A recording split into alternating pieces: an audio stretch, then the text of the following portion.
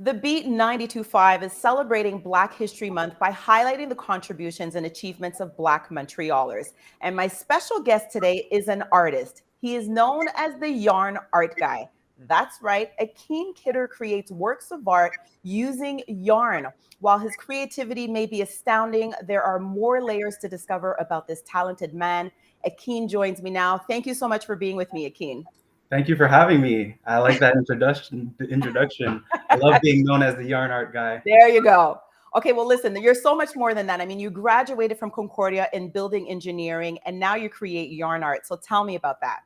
Yeah, so like you said, I graduated in building engineering at Concordia just because I always had an artistic side, but I also had a science-based problem-solving side. So I wanted to try to put them together, and I felt that engineering was one of the best ways to do that.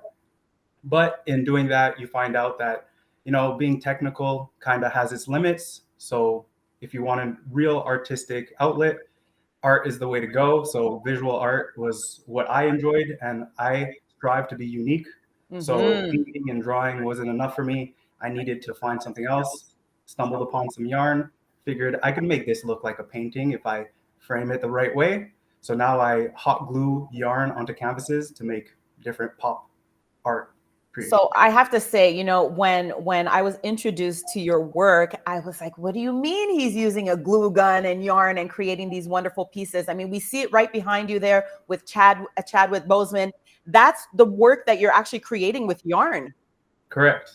So Wow. I usually just sketch out some kind of idea I have in mind, and then kind of with the eye I have for colors, try to figure out which yarn colors would contrast well and try to create something unique. And How that long makes does me it go, take you wow. to create a piece like that? It depends, with my day job too, it's something I really just do in the evenings. Mhm. So it could take from a week to a month, depending on the canvas size.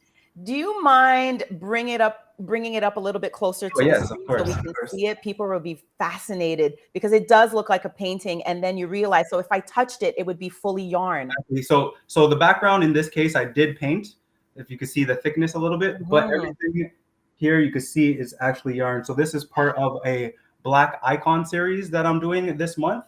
So this is the first one I released. And like I said, you can see it's yarn. I think Chadwick was the best way to start because he encaptured so many Black icons in so many different roles. And he's a Black Panther. That's it.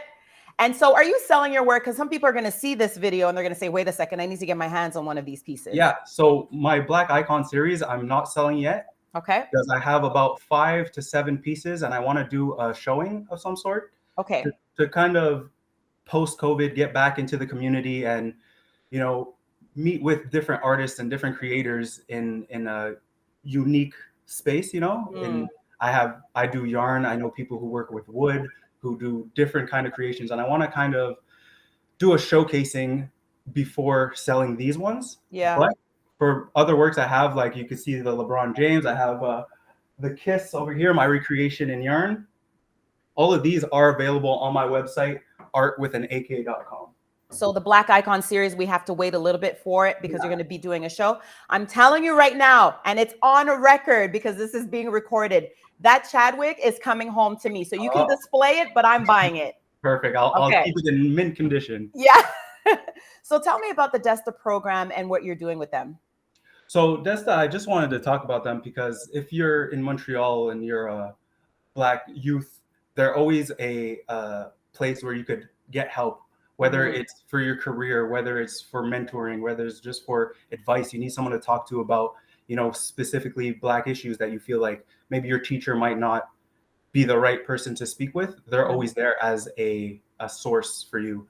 So it's always important to highlight them when you're talking about Montreal. Personally, I attribute my success in my academia to them because I was struggling with the maths and the sciences in the beginning of my schooling, and they really helped with tutoring and just motivation and things like that. I love to hear that. And I love that, you graduated from Concordia, building engineering, and are very candid about the support that you got through DESTA. And so, do you think that there is something or a message to be told to young Black adults and even children who are not Black when it comes to getting support from Desta?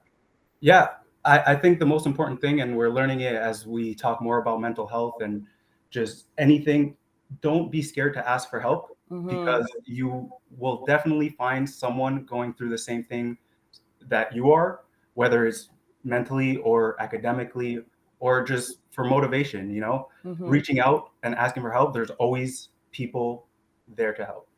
I'm highlighting you today, part of the Black Excellence and Black History Month. And what does that make you feel like today? 26-year-old young guy, beautiful artist. So how does it make you feel?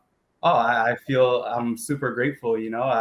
My goal is always to try, well, at least with my art, to try to bring smiles, try to make it so that people look at it and be like, wow, I could do things that I never thought of. Who thought I would be making yarn? Who thought I'd have a bunch of yarn in my house? Like I didn't. So for me, it's important to highlight different types of people, because you never know what is possible until you see someone else doing something outside of the box. Yeah. And before I let you go, I was told I have to ask you about your dad joke book. You're not a dad yet, No. but there's something about this. So what is this all about? Yeah, so if you follow me on Instagram, the yarn art guy is my handle. You will see my art, but you'll also see me doing skits and bits and jokes and things like that. And my favorite thing to do is make puns. The cringier, the better. They're known as dad jokes nowadays. So I thought I would compile some of my favorite ones to, put into a book and showcase.